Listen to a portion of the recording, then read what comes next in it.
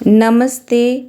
આજે હું બતાવી રહી છું કે લીલી મકાઈને 5 મિનિટમાં છોલીને મહિનાઓ સુધી સ્ટોર કેવી રીતે કરવાની.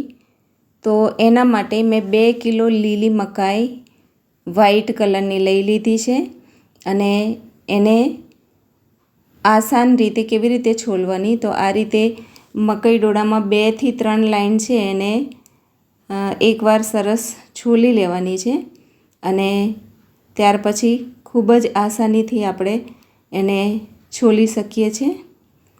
તો આ રીતે મેં અડધો કટિંગ કરી દીધો છે મકાઈ ડોળો અને સાઈડ પરથી હવે એને ફટાફટ છોલી શકાશે. અને તમે ચાહો તો ચાકુથી પણ આસાનીથી છોલી શકાય છે. તો આ રીતે મકાઈ ડોળા બધા જ છોલી અને મેં લઈ લીધા છે. 2 કિલો મકાઈ એને સરસ આપણે ઝાટકીને સાફ કરી લેવાનું છે કે એમાંથી જે ફોતરા હોય એ બધું ઉડી જાય. તો એકદમ દેશી અને એકદમ દૂધિયા મકાઈ છે.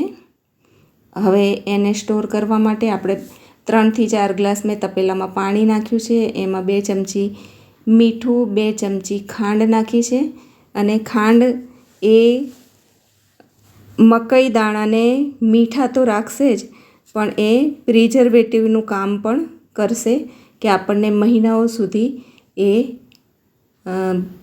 ખૂબ જ સારી રાખી શકશે.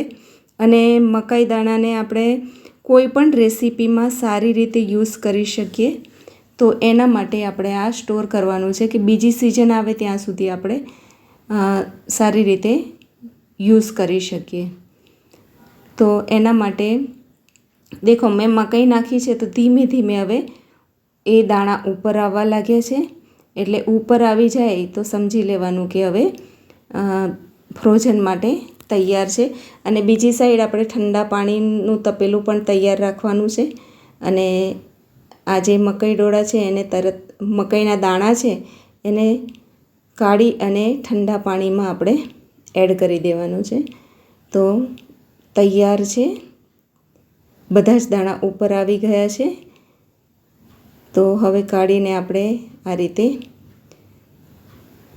કાણાવાળા ટોપલામાં કાઢી લઈશું અને તરત જ બાજુમાં જે ઠંડા પાણીનું તપેલું છે એમાં આપણે આ જે દાણા છે એને એડ કરી લઈશું અને એમાં થોડો બરફ પણ એડ કરી દઈશું એટલે એની જે કુકિંગ પ્રોસેસ છે એ બંધ થઈ જાય.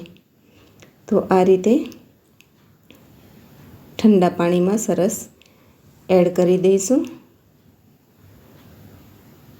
અને થોડી વાર રાખ્યા પછી આપણે એને કોરી કરવા માટે મૂકી દેવાની છે. દેખો કુકિંગ પ્રોસેસ બંધ થઈ ગયો અને એકદમ મકાઈના દાણા એ ઠંડા પડી ગયા. હવે આ રીતે કોટનના કપડામાં આપણે એને છૂટી કરી લેવાની છે અને જ્યાં સુધી એમાંથી પાણી સુકાઈ ના જાય ત્યાં સુધી આપણે આને રાખવાનું છે. એટલે તમે 10-15 મિનિટ સુધી પંખા નીચે પણ રાખી શકો અને આ રીતે ઉપર કોટનના કપડાથી એને લૂછી પણ શકો છો. અને ભેજનું પ્રમાણ ઓછું થઈ જાય, થોડું કોરું થઈ જાય એટલે આપણે એને ફ્રોઝન કરવા મૂકી દેવાની છે. તો કોરી પડી ગઈ છે. હવે તૈયાર છે ફ્રોઝન કરવા માટે. તો આ રીતે બોક્સમાં પણ આપણે ભરી શકીએ અને પોલિથીનમાં પણ ભરી શકીએ, એ આપણી ઈચ્છા મુજબ. અને મિત્રો, તમે મારી ચેનલ પર નવા હોય તો મારી ચેનલને સબસ્ક્રાઈબ કરજો. મારા વિડીયો થોડા પણ સારા લાગે તો મારા વિડીયોને શેર કરજો, લાઈક, કોમેન્ટ કરજો અને બેલનું જે બટન છે એ પણ દબાવજો કે જેનાથી મારા નવા વિડીયો તરત જ તમારી પાસે આવી જાય. તો આ રીતે સરસ પેક કરી દીધા છે. તો તૈયાર છે ફ્રોઝન કરવા માટેની મકાઈ. Thank you.